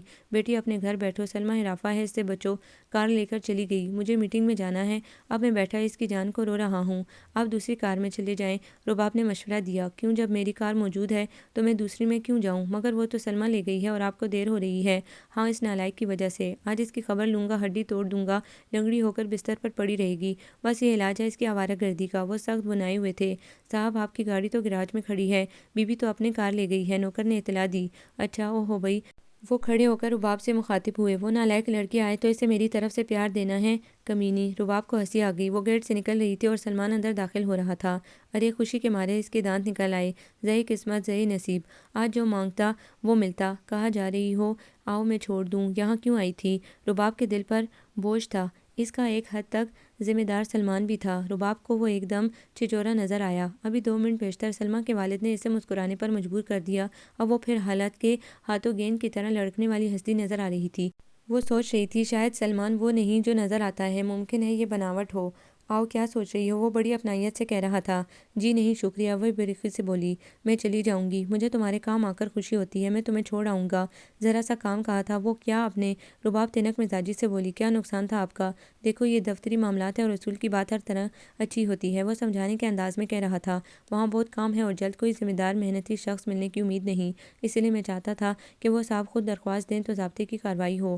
خیر، تمہاری اطلاع کے لیے عرض ہے کہ میں نے انہیں بلوایا ہے، وہ آج پہنچ جائیں گے یا کل تک آ جائیں گے۔ تم ان سے خود بات کر لو، پھر جو طے ہو مجھے بتا دینا۔ اچھا چلو، اب آ جاؤ۔ رباب ہچکچائی۔ پہلے ایک بار وہ اسے اپنے ساتھ لے گیا تھا، مگر اس وقت تک اتنے تعلقات نہیں تھے۔ اب کچھ تکلف سا ہو رہا تھا، خدا جانے لوگ کیا کہیں، اور بابا نے کہا تھا کہ کسی پر بھروسہ نہ کرو۔ اب یہ کار کا دروازہ کھلے کھڑے ہیں، یا خدا سلمیٰ ہی آ جاتی۔ دروازہ کھلا تھا، سلمان منتظر نظروں سے اسے دیکھ رہا تھا۔ وہ مجبور قدموں سے آگے بڑھی۔ راستے میں سلمان نے پوچھا، تم ہچکچا رہی تھی کیوں؟ مجھ پر بھروسہ نہیں یا کسی اور کا ڈر تھا؟ ڈر کسی کا نہیں، وہ بے خوفی سے بولی، ڈر تو انسان کو خود اپنی ذات کا ہوتا ہے، اور مجھے تو اپنی ذات سے بہت خطرے محسوس ہوتے ہیں اور کسی سے نہیں۔ یہ اچھی علامت ہے، سلمان نے مطمئن لہجے میں کہا، کم از کم مجھے تو تم نے بچا لیا، اگر تم مجھ سے خوفزدہ ہوتی یا مجھ پر عدم اعتماد کا اظہار کرتی تو میں اندر سے ٹوٹ پھوٹ جاتا، سالم نہ رہ پاتا۔ مجھے آج تک صرف ایک اعتماد ملا ہے اور وہ تمہارا اعتماد ہے، یہ میرا حوصلہ ہے، یہ میرا اعزاز ہے، اور میں اس پر فخر کرتا ہوں اور کرتا رہوں گا کہ کسی نے میرے یقین کو جھٹلایا نہیں اور وہ کوئی غیر ہے۔ رباب نے چونک کر اسے دیکھا۔ مطلب صاف ہے، میں نے ابھی تک تمہیں اپنایا نہیں، سوچتا رہا کہ اجازت مانگوں، مگر کیا کہہ کر؟ آئندہ کا کہہ نہیں سکتا، قسمت پر مجھ کو یقین نہیں، تم کو بھی نہیں ہے نا؟ رباب چپ رہی۔ گفتگو کا رخ ایک ایسے مرحلے میں داخل ہو گیا تھا کہ وہ کچھ کہہ نہیں سکتی تھی۔ وہ اعتماد اور عدم اعتماد کے درمیان جھول رہی تھی، مگر زبان سے کہہ نہیں سکتی تھی کہ کہیں بقول سلمان کے وہ ٹوٹ پھوٹ جائے تو اس پر ذمہ داری آئے گی، مگر خاموشی بھی غلط فہمی کو بڑھاتی ہے، اس لیے وہ بولنے پر مجبور ہو گئی۔ اپنا اور بابر کا معاملہ، بابا کی بیماری، لاچاری، چچی ابا کے لیٹونل، اس پر مستضاد بابر کی خاموشی۔ جب وہ چپ ہوئی تو گو اس کی آنکھیں بھیگی ہوئی تھیں، مگر وہ پرسکون تھی۔ سلمان نے لمبا سانس لیا۔ اس کا مطلب یہ ہوا کہ تم امانت ہو، لیکن اگر کبھی نہیں، میں ایسا سوچ بھی نہیں سکتی، اگر ایسا وقت آیا کہ تم سوچنے پر رضامند ہوئی تو میں تب بھی نہیں۔ رباب نے فیصلہ کن لہجے میں کہا، آپ جس طبقے سے تعلق رکھتے ہیں وہاں ہمارا گزر نہیں، اور میں احمقوں کی جنت تعمیر نہیں کر سکتی۔ خواب دیکھنا چاہتی ہوں، مگر جن کی تعبیر بھی خوشگوار ہو، اب روک دیجیے۔ سلمان نے گاڑی روک دی۔ اس کے چہرے پر سوچ کے سائے تھے۔ کیا امید کروں کہ یہ آخری ملاقات نہیں؟ بالآخر کچھ دیر چپ رہ کر اس نے پوچھا، کہہ نہیں سکتی، غیب داں تو نہیں ہوں؟ انہوں نے روانگی کے وقت ہاتھ ہلایا دوستوں کی طرح اور گاڑی موڑ کر لے گیا۔ پچھلی سرخ بتیاں دور تک ٹمٹماتی رہیں۔ رباب کی آنکھیں ڈبڈبا رہی تھی، اس کا دل کہہ رہا تھا اس نے کچھ کھو دیا، مگر کیا؟ وہ سست قدم اٹھاتی اپنی گلی میں داخل ہوئی۔ بابر آ گیا تھا اور بابا کے پاس ہی بیٹھا تھا۔ رباب کے جسم میں سنسناہٹ ہو رہی تھی، لگتا تھا برسوں بعد ملے ہیں۔ وہ باورچی خانے میں گھس گئی۔ دوسرے روز وہ پھر آیا، مگر تیر برسانے کے لیے۔ خدا جانے کسی نے اس سے کیا کہہ دیا تھا۔ الزامات کی لمبی فہرست تھی جس کی جواب طلبی کے لیے وہ کراچی سے آیا تھا۔ اشفاق صاحب سے پینگیں بڑھائیں، بچوں کو پڑھانے کے بہانے ان کے دل پر قبضہ کیا۔ سلمان کی دعوتیں ہوئیں، اس سے خوب روپے بٹورا، اس کے ساتھ گلچرے اڑائے، بابر پر احسان جتا کر اسے دور بھیج دیا تھا تاکہ وہ بیوقوف بنا رہے اور تنہائی میں مخل نہ ہو۔ سلمان کی کار دن رات دروازے پر کھڑی رہتی تھی، کس لیے؟ رباب آنکھیں کھولے بابر کی صورت دیکھتی رہ گئی۔ یہ 1 برس کا لمبا عرصہ، 12 مہینے کی رات اور دن، دعائیں مانگتے مانگتے رباب کی زبان خشک ہو جاتی، رو رو کر تکیہ بھیگ جاتا، مصیبتیں سہ سہ کر اپنی جان سکھاتی رہی، بابر کو اپنے دکھوں سے بے خبر رکھتی رہی کہ وہ بددل ہو کر بھاگ نہ آئے۔ جس مقصد کے لیے جدائی کے عذاب برداشت کیے تھے وہ یہ الزامات تو نہ تھے، نہیں وہ کسی کی صفائی نہیں دے گی، اس کے پاس الفاظ ہی نہ تھے، کچھ بھی نہیں تھا، محبت، اعتماد، بھروسہ نہیں، جب یہ نہیں تو کچھ بھی نہیں۔ اس نے خود کو ضائع کر دیا تھا، کھو دیا تھا، برباد کر دیا تھا۔ رباب، قسمتیں یوں تو نہیں بنائی جاتی، مگر قدرت کو یہی منظور تھا۔ 2 دن تو اسے دنیا کی خبر ہی نہ رہی، بے سود بستر پر پڑی رہی۔ تیسرے دن مرگ محبت کا سوئم ہو گیا، اعتماد کے پھول بکھر گئے، زندگی بے رنگ ہو گئی تو وہ بابا کے سراہنے جا کھڑی ہوئی۔ بابا کا رنگ اڑا ہوا تھا، وہ کانپنے لگے، دونوں باپ بیٹی گلے مل کر رونے لگے، رسم پوری ہو گئی۔ اشفاق صاحب آئے تھے، کہنے لگے رباب نے بچوں کو پڑھانا کیوں چھوڑ دیا؟ انہیں کوئی شکوہ نہیں، وہ بدستور آیا کرے۔ وہ اپنے اس مطالبے سے دستبردار ہو گئے تھے۔ ان کی والدہ نے ان کی شادی کسی اور جگہ طے کر دی تھی، لیکن بچوں کو تعلیم کے ساتھ تربیت کی ضرورت بھی تھی اور رباب دونوں فرائض نبھا رہی تھی، اسی لیے انہوں نے یہ مسئلہ اٹھایا تھا، دونوں کی بھلائی کے لیے، مگر وہ اپنے اس خیال پر نادم تھے۔ رباب کو ان کے گھر جانے میں تامل ہو رہا تھا، مگر ضرورت اسے تھی، وہ مجبور تھی۔ اس دن اسے سلمان بہت یاد آیا، وہ اب بھی اس کے کام آ سکتا تھا، مگر رباب ترک تعلق کے بعد اس کے سامنے کس منہ سے جاتی؟ پھر سلمہ، شاید اس کے ڈیڈی اس سے کوئی چھوٹا موٹا کام دلوا دیں، کم از کم پیٹ بھرنے کا تو انتظام ہو۔ وہ بہت مردہ چال سے سلمہ کے گھر گئی تھی، سلمہ ملی، رباب نے اسے داستان غم سنائی اور مدد کی طالب ہوئی۔ سلمہ نے صاف لہجے میں کہا، دیکھو رباب، بات یہ ہے کہ میرے ڈیڈی تو ایسے ضرورت مند لوگوں سے میرے ملنے پر سخت اعتراض کرتے ہیں۔ وہ 1000 بار کہہ چکے ہیں کہ فائدہ حاصل کرنے کے لیے لوگ تم سے تعلقات رکھتے ہیں۔ میں خود آئے دن ایسے لوگوں کی خوشامد اور التجاؤں سے تنگ رہتی ہوں۔ تمہارا معاملہ یہ تھا کہ میں نے سوچا چلو سلمان سے ملوا دوں، دونوں کا بھلا ہو جائے گا۔ دونوں کا یعنی دوسرا کون؟ سلمان۔ سلمہ نے ناک چڑھائی، کمبخت سخت ذلیل ہے، لڑکیوں سے اس کا دل ہی نہیں بھرتا، ہر وقت بیوٹیز کی تلاش میں رہتا ہے، ان دنوں بڑا اکتایا ہوا تھا، میں نے تمہارے بھلے کی خاطر اس کا بھی کام کر دیا۔ اس کا کام یعنی؟ رباب سراسیمہ ہو رہی تھی، وہی تم بھی تو خوبصورت لڑکی ہو آخر، اور کیا ہر خوبصورت لڑکی پر مرنے لگتا ہے؟ اس کی ماں نے پابندیاں لگا لگا کر اس کا بیڑا کر دیا، وہ ان پابندیوں کو ہر وقت بہانے سے توڑتا ہے اور مکس پارٹیوں میں ہلا گلا کرتا ہے، نئی نئی لڑکیوں کو پھنساتا ہے، ان کے ساتھ کچھ دن بولا معصوم بن کر ہمدردیاں بٹورتا ہے، بیوقوف بناتا ہے اور پھر الگ ہو جاتا ہے۔ اس کی شکار ہمیشہ مڈل کلاس لڑکیاں ہوتی ہیں جن کے اپنے بے شمار پرابلمز ہوتے ہیں، بیچاریاں۔ اب میں نے اس سے تعلق ختم کر لیا ہے، مگر میرے ساتھ تو بڑے اچھے، یعنی انہوں نے، ارے تو وہ کچھ کرتا تھوڑی ہے، بس لفنگا ہے، ماں نے پنجرے میں بند رکھا، اس کا نتیجہ یہ ہے کہ پڑپڑاتا ہے، اونچی اڑان اڑ نہیں سکتا، جہاں قدم پہنچتے ہیں وہیں گل کھلاتا ہے۔ رباب آنکھیں سکڑ کر سلمہ کو دیکھنے لگی، کیا یہ سچ ہو سکتا ہے؟ مگر جھوٹ بھی نہیں ہو سکتا، تو یہ ہے اصل رنگ سلمان صاحب کا، لیکن سلمہ کے کہنے سے کیا ہوتا ہے، وہ بھی 2 رنگی ہو سکتی ہے۔ رباب کا دل گھبرانے لگا، وہ اٹھ کر چلی آئی، کتنی عجیب دنیا ہے اور کیسے یہاں کے لوگ ہیں، الہی آخر اس ہیرا پھیری میں زندہ کیسے ہیں، دنیا قائم کیسے ہے، آسمان تابناک کس طرح ہے۔ شکر کرنا چاہیے رب کا جس نے رباب کو ہر مصیبت سے بچایا، دغا فریب سے محفوظ رکھا، اپنوں کی بے اعتنائی، غیروں کی بے وفائی، کس کا شکوہ کرے، سامنے وہی گھناؤنی دنیا تھی، یہی جدوجہد کرنا تھی اسے۔ اخبار میں ایک ملازمت کا اشتہار دیکھ کر وہ انٹرویو کے لیے گئی، وہاں سینکڑوں لوگ تھے، وہ چپ چاپ واپس آ گئی، اسکول میں بھی جگہ نہیں تھی، اسپتال میں بھی نہیں۔ رباب چپراسن کی جگہ پر کام کرنے کو تیار تھی، اسے تنخواہ سے غرض تھی جس سے وہ بیمار باپ اور کمسن بھائیوں کی کفالت کر سکے۔ ایک صاحب نے اسے ہوٹل میں ملازمت کا مشورہ دیا، وہ وہاں بھی گئی، مینیجر سے ملی، مینیجر مالک کو فون کرنے لگا، بات میں دیر ہوئی، وہ باہر ٹہلنے لگی، اچانک اسے دور سے شبہ ہوا جیسے پھولوں کی روش پر سلمان ہو، وہ جھلا گئی، اسے ہر جگہ سلمان کا شبہ کیوں ہوتا ہے، مگر یہ شبہ نہ تھا، وہ سلمان تھا۔ اس نے بڑھتے قدموں کو روک لیا، اس سے کیا واسطہ ہے، چند ہی روز کی تو ملاقات رہی تھی، اور سلمہ کے انکشاف کے بعد تو اس نفرت انگیز تعلق کو بھول جانا چاہیے۔ نہیں، شکاری کے جال سے بچنا ممکن نہیں، اگر وہ شکاری تھا تو اس نے چھوڑ کیوں دیا؟ نہیں نہیں، یہ عیاش جوان، ان سے کچھ بعید نہیں، یہ بھی مشغلہ ہوگا، مگر یہاں لوگوں کی موجودگی میں وہ کیا کر سکتا ہے، جب مواقع ملے تو دامن بچا گیا، پھر بھی نفرت انگیز کام تو تھا، مگر اب بھی وہ اس کے کام تو آ سکتا تھا، اپنی ضرورت، باپ اور بھائیوں کی خاطر وہ اس سے ملنے پر تیار ہو گئی، جلد جلد قدم بڑھاتی وہ اس سمت گئی، ایک درخت کے نیچے وہ پشت کیے بیٹھا تھا، اس کے قریب ایک لڑکی تھی جس سے وہ سرگوشی میں بات کر رہا تھا، وہ چچکی، پھر بڑی، اور لوگ بھی تو پھر رہے تھے، وہ تنہا تو اس کی تنہائی میں مخل نہیں ہو رہی تھی، درخت کی طرف سے گھوم کر وہ سامنے آ گئی۔ سلمان لڑکی سے کہہ رہا تھا، میں بہت سی لڑکیوں سے ملا ہوں۔ رباب گوش بر آواز تھی۔ شاید وہ کہنے والا ہے، مگر جو حسن و نزاکت یا کچھ بھی تم میں دیکھا ہے وہ اور کہیں نہیں دیکھا۔ ایک اور شکار، اب تو ثبوت مل گیا۔ یہ ہے وہ معصوم سادہ سلمان، مگر صرف ایک لڑکی سے متاثر ہوا۔ وہ خلاف توقع کہہ رہا تھا، کم از کم رباب کو تو اس کی توقع نہ تھی۔ وہ لڑکی آج بھی میرے دل کے ایک پوشیدہ خانے میں محفوظ ہے۔ اس میں جاؤ جلال تھا، روب و وقار تھا، مگر وہ بدقسمتی سے میرا ساتھ نہیں دے سکی، تمام تر خلوص کے باوجود۔ کیوں؟ لڑکی تعجب سے پوچھ رہی تھی۔ آپ میں کیا کمی نظر آئی اسے؟ کمی؟ مجھ میں خوبی کیا ہے؟ اگر کوئی خوبی ہوتی تو وہ محض طبقات کے فرق کی بنا پر۔ معاف کیجیے، میں کچھ کہنا چاہتی ہوں، رباب نے آگے بڑھ کر مخاطب کیا۔ سلمان تیزی سے کھڑا ہوا اور حیرت سے اپنی جگہ کھڑا اسے دیکھتا رہ گیا۔ میں کام کے سلسلے میں، رباب اٹک اٹک کر بولی۔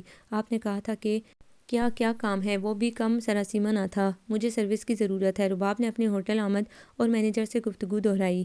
تم؟ میرا مطلب ہے آپ یہاں سروس کریں گی؟ مردوں میں مجبوری ہے، میں تو کسی باعزت ملازمت کی تلاش میں تھی۔ مرد تو ہر جگہ ہے، مگر سروس کہیں نہیں۔ اگر آپ میری مدد۔ باعزت ملازمت؟ سلمان اب قدرے سنبھل گیا تھا۔ اس ہوٹل میں تو کم از کم مجھے باعزت ملازمت کے آثار نظر نہیں آتے۔ خیر، اس نے مڑ کر اپنی ساتھی لڑکی سے کہا۔ ہاں تو بھابھی، میں کہہ رہا تھا، اگر مجھ میں کوئی خوبی ہوتی یا میرے جذبے میں کشش ہوتی تو وہ محض طبقات کے فرق کی بنا پر ترک تعلق نہ کرتی۔ اور آپ جانتی ہیں کہ آج کل ہر طبقہ ایک ہی سطح پر ابھر رہا ہے۔ ہر طبقہ باشعور، تعلیم یافتہ اور ترقی کے لیے کوشاں نظر آتا ہے۔ پھر فرق کہاں ہے؟ اگر تعصب کی نظر سے دیکھیں تو نظر آتا ہے، ورنہ نہیں، اس لڑکی نے کہا۔ ارے بھابھی، بالکل سچ کہا آپ نے، مگر ہر کوئی اس طرح تو نہیں سوچتا۔ ہر طبقے کو دوسرے طبقے سے شکایت ہے۔ یہ غلط فہمیاں میں تنہا دور نہیں کر سکتا۔ آپ میری مدد کریں گی؟ کم از کم ممی کو ہی ہموار کر لیں۔ مگر ممی کسی سے نفرت نہیں کرتی۔ رباب کو الجھن ہونے لگی۔ یہ تو سمجھ گئی کہ سب کچھ اسے سنانے کو کہا جا رہا ہے، مگر وہ اس وقت ایک سوالی بن کر آئی تھی، لیکچر سننے نہیں۔ لو بھئی سلمان، میرا اپائنٹمنٹ ختم، نوید آ گئے۔ میں چلی، خدا حافظ۔ وہ خاتون چلی گئی تو سلمان نے مڑ کر اسے دیکھا۔ میں تم سے کوئی سوال نہیں کروں گا، تم پر ترس بھی نہیں کھاؤں گا، مگر یہ شکایت ضرور کروں گا، تم نے مجھے اصل حالات سے بے خبر کیوں رکھا؟ ٹھیک ہے، یہ تمہارے خاندانی معاملات تھے، مگر میں تم سے اتنا لاتعلق بھی نہیں۔ کم از کم ان دنوں کی یاد کے صدقے میں ہی تم مجھے بتا دیتی۔ میرا فون نمبر تمہارے پاس تھا۔ کیا؟ میں نہیں سمجھی۔ خدا کے واسطے اتنی انجان نہ بنو، مجھے سب خبر ہے۔ بابر یہاں آیا، تم سے کیا بات ہوئی یہ نہیں جانتا، مگر یہ تو معلوم ہے کہ کراچی جا کر اس نے شادی کر لی۔ کیوں؟ تم تو اس کے انتظار میں روئے دیتی تھی، پاگل ہو رہی تھی۔ شادی؟ شادی؟ کس نے؟ رباب حواس باختہ ہو رہی تھی۔ ارے سلمان حیرت سے جھک کر اس کا چہرہ دیکھنے لگا۔ تم ہوش میں ہو؟ سلمان نے بابر سے شادی کر لی ہے؟ تمہاری سہیلی نے اور تم؟ رباب نے درخت کا سہارا لے کر آنکھیں بند کر لی۔ ہاں، پھر کیا ہوا؟ پھر کیا ہوتا؟ سلمان بگڑ گیا۔ میں ایسی حرکت برداشت کر سکتا تھا بھلا؟ فوراً ان حضرت کو برخاست کر دیا۔ جو تمہارے ساتھ بددیانتی کرے وہ انسان بھلا کسی کے ساتھ وفا کر سکتا ہے؟ اور تم اس کے عشق میں مری جاتی تھی کہ ہائے بابر کو بلا دو، لعنت ہے ایسے عشق پر۔ معاف کرنا۔ وہ خفا ہو رہا تھا، بگڑ رہا تھا۔ کیا رشتہ تھا اس کا؟ اور پھر معافی بھی مانگ رہا تھا۔ چلو باہر چلو، تمہاری طبیعت ٹھیک نہیں ہے۔ نہیں، اس نے سلمان کا ہاتھ جھٹک دیا۔ مجھے کوئی سروس دے سکتے ہیں تو بتا دیجیے، ورنہ میں مینیجر کے پاس جاؤں۔ رباب کی آواز میں نقاہت تھی، اس کا دل ڈوبا جا رہا تھا۔ وہ سہارا چاہتی تھی، مگر سلمان کا ہاتھ جھٹک کر اب کس کا سہارا ملے گا؟ وہ لڑکھڑاتی ہوئی سلمان کے پیچھے پیچھے چلتی رہی۔ برآمدے میں روشنی میں کھڑے ہو کر سلمان نے ہوٹل سے مانگے ہوئے پیڈ پر کچھ لکھا، لفافے میں بند کیا اور پتہ لکھ کر رباب کو دے دیا۔ اس پتے پر صبح چلی جانا، تمہیں باعزت ملازمت مل جائے گی۔ چلو میں تم کو چھوڑ آؤں۔ وہ بے چوں چراغ کے ساتھ گاڑی میں بیٹھ گئی۔ کون تھا وہ؟ بار بار خود سے سوال کر رہی تھی۔ ہر بار اسے منزل تک پہنچانے کا ذمہ لے لیتا ہے۔ سلمیٰ کو اول دن سے بابر پسند آ گیا تھا، اس نے کہیں تمہارے ساتھ ہی اس سے دیکھا تھا۔ وہ بار بار کہتی تھی جو چیز میں چاہتی ہوں حاصل کر لیتی ہوں، اور اس نے حاصل کر لیا۔ تم ہی بیوقوف تھیں اور مجھے تو پتہ ہی نہیں چلا کہ وہ تمہارا کزن ہے۔ حالانکہ سلمیٰ نے بتایا تھا، مگر مجھے نہیں پتہ تھا کہ تمہارے کراچی والے کزن کا ہی یہ چکر ہے۔ خیر خاک ڈالو، انسان کو اپنی قسمت خود ہی بنانی چاہیے، دوسروں کا بھروسہ نہیں کرنا چاہیے۔ اس نے تو میرے ساتھ بھی دھوکہ بازی کی تھی۔ ہوا یہ کہ آپ کو یقین ہے مجھے یہ سروس ضرور مل جائے گی؟ رباب نے جیسے کچھ سنا ہی نہیں۔ ہاں، اگر تم پسند کرو گی، مجھے یہیں اتار دیں، شکریہ۔ وہ بڑے آرام سے چلتی ہوئی سلمیٰ کے گھر میں داخل ہو گئی۔ رات ہو گئی تھی، سلمیٰ کے والدین لان میں بیٹھے تھے، مدھم روشنی میں پراسرار سائے۔ کون ہے؟ میں رباب ہوں، سلمیٰ سے ملنے آئی ہوں۔ سلمیٰ کے والد کھڑے ہو گئے۔ میں نے تم سے پہلے بھی کہا تھا اس نالائق سے مت ملا کرو، وہ تمہیں بھی خراب کر دے گی۔ کیوں آئی ہو؟ سلمیٰ کہاں ہے؟ وہ کراچی گئی ہے۔ کب آئے گی؟ قیامت کے دن۔ جہنم میں جاؤ تم۔ وہ چیخنے لگے۔ میں نے اسے آگ کر دیا ہے، ساری جائیداد سے بے حق کر دیا ہے۔ بس اخبار میں صبح آ جائے گا، پڑھ لینا۔ مگر کیوں؟ آپ نے کیوں کیا ایسا؟ اس لیے کہ اس نالائق نے ہمارے ارمانوں کو خاک میں ملا دیا اور وہاں جا کر شادی کر لی، ہماری مرضی کے خلاف۔ شادی کس سے؟ وہ ہکلا رہی تھی۔ کس سے نہیں، وہ حلق کے بل چنگاڑے، صرف ایک ذلیل سے میں صبح عدالتی کارروائی کر رہا ہوں، مزہ چکھا دوں گا، سمجھا کیا ہے؟ اس نے آپ کا کچھ نہیں بگاڑا، صرف اپنا نقصان کیا ہے، پھر آپ اسے مزید سزا کیوں دینا چاہتے ہیں؟ وہ خود ہی اپنی سزا بھگت لے گی۔ ہاں، انہوں نے غور سے اسے دیکھا۔ تم سمجھدار بچی ہو، وہ تم سے کچھ نہیں سیکھ سکی۔ اچھا جاؤ، اگر وہ بدبخت تمہیں ملے تو میرا پیار دینا۔ رباب سائے کی طرح ہٹ گئی، وہ واپس آ گئی۔ تصدیق تو ہو چکی تھی، اب ساری امیدیں ختم ہوئی، چلو کم از کم ایک راستہ تو الگ ہوا۔ صبح لفافے پر لکھے پتے کے مطابق وہ ایک شاندار کوٹھی میں داخل ہوئی تو رات کے واقعات ذہن سے نکل چکے تھے۔ وہ ہلکے پھلکے قدم اٹھاتی چہرے پر تبسم لیے کمرے میں داخل ہوئی۔ ایک معزز سی خاتون کے ہاتھ میں وہ لفافہ دے کر مؤدب بیٹھ گئی۔ انہوں نے خط نکال کر پڑھا، پھر اس کے ہاتھ میں دے کر کہا، یہ میرے نام تو نہیں ہے؟ رباب نے سر پٹا کر خط ان کے ہاتھ سے لے لیا، گھبرائی ہوئی نظریں مضمون پر ڈالیں۔ جانم، میری خطائیں معاف کرنا، تمہاری نوکری پکی ہو گئی، میں تم کو ایک نہایت باعزت اعلیٰ عہدہ دینے کی سفارش کر رہا ہوں، باقی انٹرویو ممی لے لیں گی۔ بی بی سلام، تمہارا غلام میاں مٹھو۔ رباب ہکا بکا خط پڑھتی رہی بار بار، یہ ضرور سلمان کی شرارت ہے۔ گھبراؤ نہیں سلمان، انہوں نے آواز دی اور وہ جادو کے زور سے گویا فوراً کمرے میں آ موجود ہوا۔ تم اپنی حرکتوں سے باز نہیں آؤ گے، تم نے مجھ سے کہا تھا کہ صبح ایک ملانی بی بی آئیں گی جن سے تم تفسیر یوسف کا سبق لیا کرو گے۔ ہاں ممی، میں نے کہا تھا۔ سلمان دروازے میں کھڑا تھا، سہمنے کی ایکٹنگ کر رہا تھا یا سچ مچ ڈرا ہوا تھا، معصومیت کا پیکر۔ مگر یہی تو ہے ملانی بھی، مجھے تذکیر یوسف کا سبق انہی سے ملا ہے۔ سلمان، خوف خدا کرو، بیچاری بچی کو ڈرا دیا تم نے، یہ ایسا ہی بیہودہ ہے، میں اس کی طرف سے معذرت کرتی ہوں۔ ممی، ان کو یقین تو دلا دیں کہ یہ عہدہ ان کو مل گیا۔ معصوم نظروں سے وہ ممی کی طرف دیکھ رہا تھا، مگر وہ تفسیر یوسف کا کیا قصہ تھا؟ نہیں ممی، تذکیر یوسف۔ بڑا بھولا چہرہ تھا، معصوم لہجہ، دنیا کے مکر و فریب کا سایہ تک نہ تھا۔ آپ کو یہ ناول کیسا لگا؟ کمنٹس میں اپنی رائے ضرور دیں۔ ہمارے چینل کو لائک کریں، سبسکرائب کریں، شیئر کریں۔